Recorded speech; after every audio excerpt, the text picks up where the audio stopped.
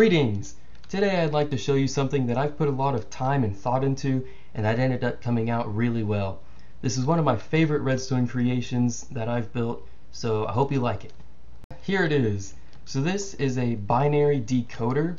So what it will do is it will take different pulses. I'll go into more detail throughout the video, but it takes your different pulses and it'll give you a specific output for just each variation. It looks really good, I think. This one's only reading in chunks of 3. You can make that as big as you want. So of course it has 8 because that's 2 to the 3rd.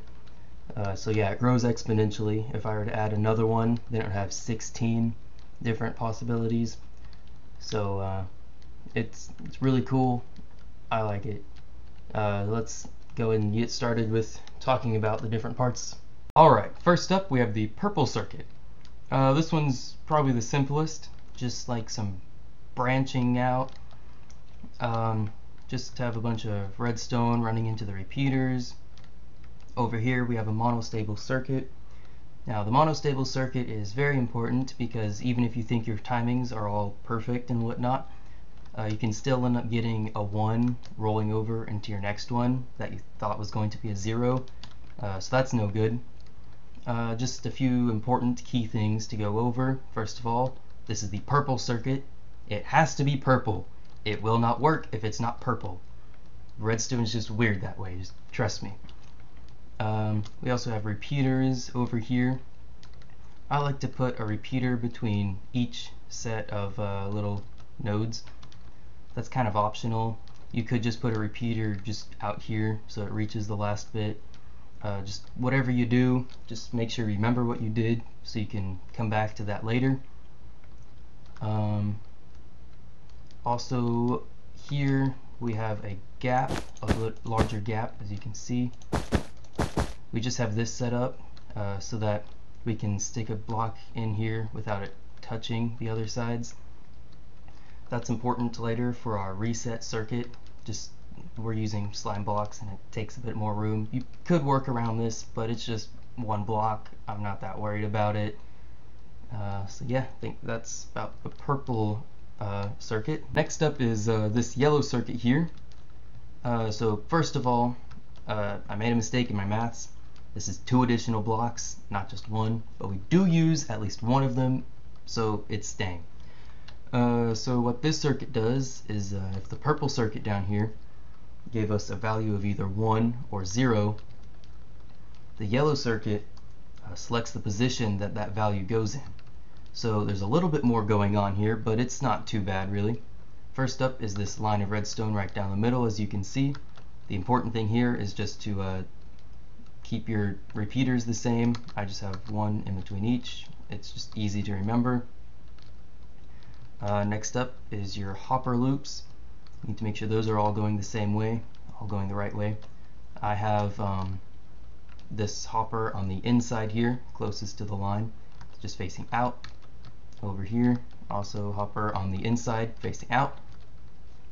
Then on that first one, we have a repeater, and then redstone on these on the outside with comparators, pistons.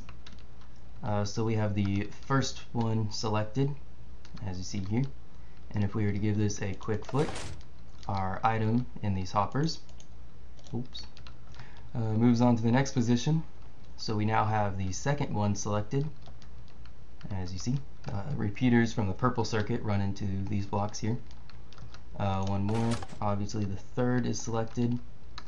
And then once again, loops back around to the first. Just make sure they're all doing that. The other important thing is that these 3 here are slabs. You just don't want to be locking up these hoppers back here. That's not good. I think that's about it for this one. Up on the chopping block is this baby blue circuit over here. So we had a circuit that tells 1 or 0. We have a circuit that selects our position. Now of course we have to get an output from all of that. So we start out with just a simple RS NOR latch. Just droppers facing into each other. I cannot stress how important it is to put an item in there, actually. It's very frustrating to think you're all done and dusted just to find out that nothing is working, to realize you don't have an item in here. You should probably put it in the bottom by default. Yeah. So what's going to happen is we have our comparators over here that's going to read whether or not there is an item in the dropper that they are looking at, but they can't do that yet. So we have, or we don't want them to do that yet actually, because otherwise just 0 would always be reading out. This one right here, because they'd all be starting in the bottom. And we don't want that. So we have pistons down here that are going to push a block up so that our comparators can actually read it. And under all our pistons we have observers. Now it's not quite functional yet. We need the next circuit to do that. But first, once our comparators read, we then connect it to an AND gate so we can get an output. So what's happening here is we have the first position, the second position, the third position, right? So that comes over here to be 0, 0, 0, reads out as a 0 because they're all on the bottom. This one, they're on the bottom, and then this one's reading from the top. Oops. So we have 0, 0, 1 is 1. This one is 0, 1, 0 is 2. 0, 1, 1 is 3. Then we come over here, and we're reading it this way now. 0, or still more of 0, 0, 1 is 4. 1, 0, 1 is 5. 0, 1, 1 is 6, and 1, 1, 1 is 7. And that is as many as we can get with the size this is. You could do 4, and then you can get up to 15. Of course, this grows exponentially because we're talking about binary here. So you really could make this as big as you want. 3 is just the smallest reasonable size, I thought. We have our system that takes our output, but to activate this circuit, we need this pink circuit down here. So what this does is once the item circulates through all these hoppers, through the last one, it'll come to this one where we have this comparator, which, my bad, which comes into here through our repeater set to 4 ticks down this way.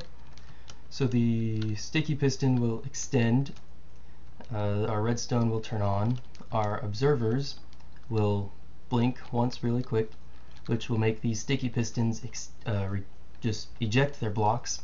So these comparators can receive the output from here, and then yeah, just activating this blue circuit, or enabling it, I guess, really. And then our item moves on just because it's hoppers. Then the block goes up, the redstone deactivates, the observers flash again, and our sticky pistons retract their blocks. This one's pretty simple. Yeah, this one's pretty simple. And finally, we have our orange circuit, which is even more simple than the pink. It just comes right from the pink. We have 4 ticks just to make sure it actually has time to read all of the stuff over here. Then we go out. Let's make sure our repeaters match up with the bottom. Just make sure all our timing's good. Then we have slabs over here to make sure we're not firing our pistons. Also, I'm not sure about quasi-connectivity with droppers, but it's just good to be on the safe side, and again, the pistons anyway. So yeah, that just resets all of our RS NOR latches down to the bottom state. Yep, that's pretty much about that. Same thing on the other side. Yep, that's about it. Now that you have all the wiring done, you can hook this up to pretty much anything that gives pulses because it's just the one input route. So what I have here is a comparator, which will take an output from the cauldron only if there's a solid block in front of it. So that would be like a 1 in our observer powered feed tape over here.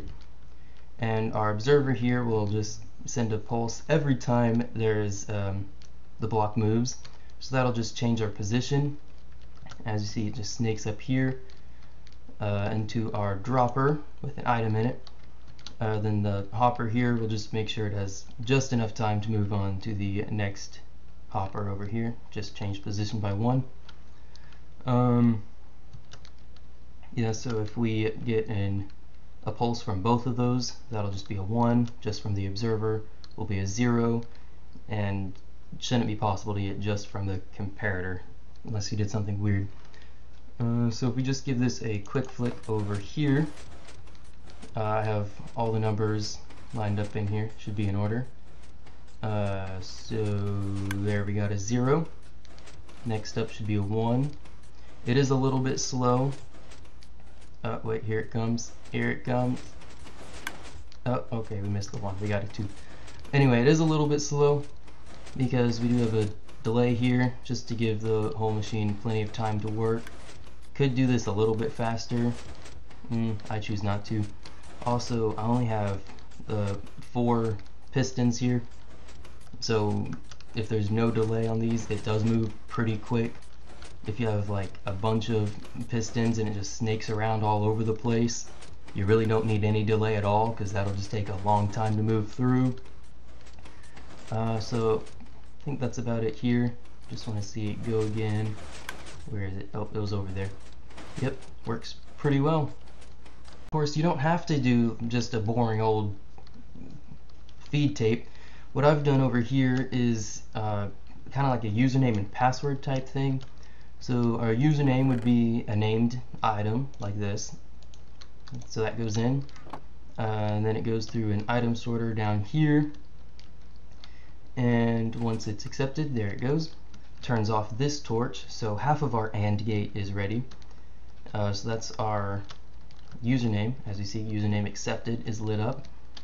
So then we type in this really long code, and the only reason it's this big is I wanted to just experiment with turning this sideways. As you see, all of our hoppers are used, part of that, and this is just the first size that's efficient, more efficient this way.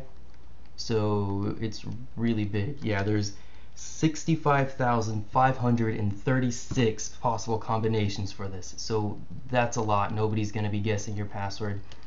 Not to mention, you can have any stackable item with any name, so this is like super secure. So then you press this button here. As you see, it now says processing password. So what we have here is, this is reading out what you have punched in here.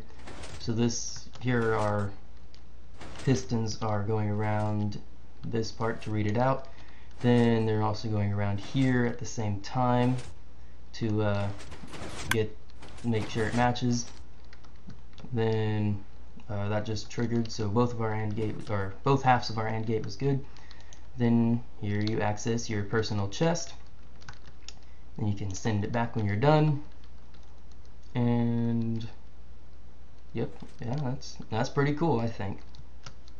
That's all I have for today. I do hope you enjoyed the video and maybe learned something, and if you did, feel free to show this video some love. That being said, this has been the Mr. Kent, signing off.